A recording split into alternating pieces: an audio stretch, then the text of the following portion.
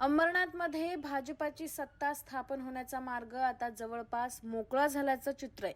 काँग्रेसमधील अंतर्गत गोंधळ आणि शिस्तभंगामुळे पक्षाने आपल्या 12 नगरसेवकांवर निलंबनाची कारवाई केली.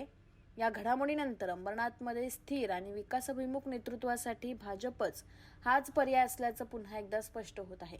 भाजपच्या नेतृत्वावर विश्वास दाखवत काँग्रेसचे नगरसेवक भाजपसोबत येणार असल्याचे निलंबित शहराध्यक्ष प्रदीप पाटील यांनी माहिती दिली. काँग्रेस पक्षातील अंतर्गत मतभेद आणि नेतृत्वाचा अभाव पुन्हा एकदा समोर आलाय. निवडणुकीनंतर स्थानिक पातळीवर घेतलेल्या निर्णयावरून काँग्रेसने आपल्या 12 नगरसेवकांवर थेट निलंबनाची कारवाई केली. या सर्व नगरसेवकांनी विकास कामांना प्राधान्य देण्यासाठी भाजपसोबत काम करण्याची तयारी दर्शवली.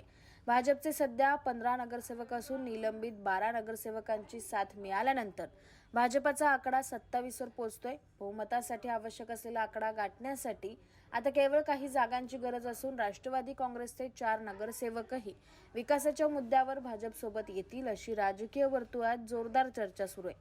पंतप्रधान नरेंद्र मोदी आणि मुख्यमंत्री देवेंद्र फडणवीस यांच्या नेतृत्वाखाली राज्यात विकासाचा अजेंडा पुढे नेणाऱ्या भाजपकडेच अंबरनाथचा कारभार जाण्याची शक्यता अधिक मजबूत होताना दिसत आहे.